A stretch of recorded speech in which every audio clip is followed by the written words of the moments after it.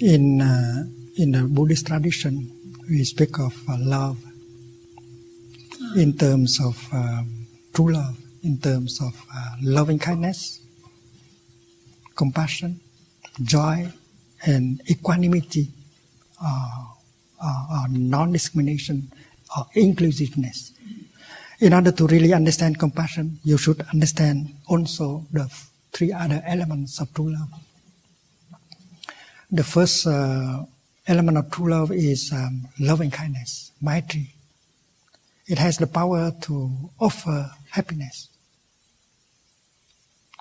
If love cannot offer happiness, it's not true love. Your true love offer you happiness and offer her happiness. It's not the willingness to offer happiness. Because if you don't understand the other person, the more you try to make him happy, the more you make him suffer. So understanding him, understanding her suffering and need before you can practice loving kindness, maitri. In Asia, there is a fruit called durian. Many people crave for it, but for me, I cannot eat it. And then you say, dear Thầy, he worked so hard, he should eat some durian. And then you make me suffer by loving me. So we should understand the other person in order to really make him happy. And that is why understanding is the other word for love, for compassion. And that is why we should ask our partner, darling, do you think I understand you enough? If I don't understand you enough, please help me. My wife is right there.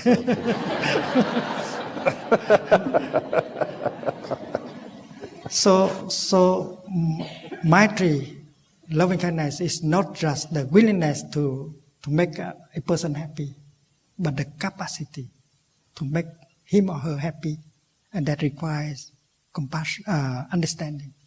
And understanding requires time in order to look deeply. And then the second element is compassion, which is a karuna.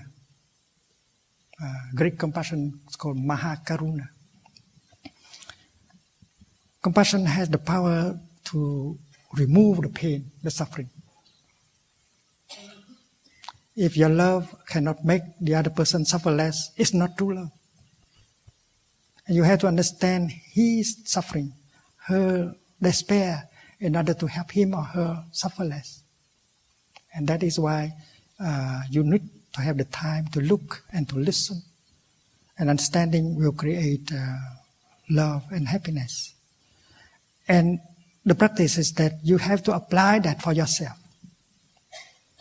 You have to apply, you have to be able to offer you happiness and compassion. Do we have enough compassion towards our body, our feeling? Do we know how to handle our body to make it suffer less? Do we know how to handle a feeling so that we can help calm down the feeling or emotion? That is self-love. The capacity to love another person relies entirely on your capacity to love yourself and take care of yourself. That is true with compassion. And the third is joy, mudita. If by loving you make the other person cry every day, that is not true love. So you create joy for yourself and for the other person. And there are many practical ways to create joy without having to go to the market and buy something to offer him or her. Suppose you say you breathe mindfully and you bring your mind home to your body, you become fresh and pleasant, and you go to her and you say, darling, you know something? I'm here for you.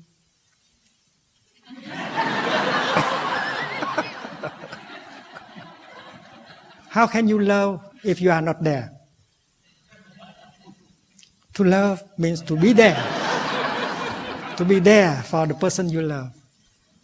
If you are so busy in your work, if you are so busy making money, and then you have no time for yourself and for your beloved one.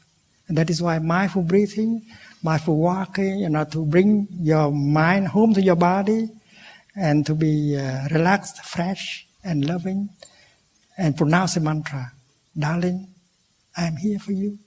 And that is to bring joy for yourself and for the other person. And when you are truly there and offer your presence to him or to her, you have a chance to acknowledge the presence of the other person as something very precious to you. And that is why you can pronounce the second mantra.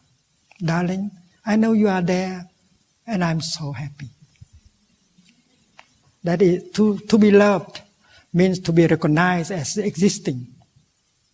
And if you drive your car and you think of everything else except the person sitting next to you, she cannot be happy at all.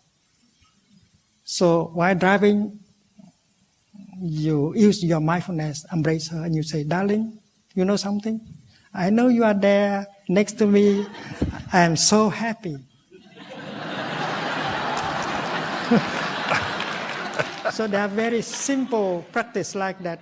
Practice of mindfulness that can bring joy. And if he is in the office, you can practice the mantra of your telephone or send him an email with the content, darling, I know you are there and I'm very happy. And that is why creating joy is true love. And the fourth element is inclusiveness. We cannot understand compassion deeply without understanding the fourth aspect of true love. In true love, there is no discrimination anymore between the lover and the beloved one. You cannot say, that is, darling, that is your problem.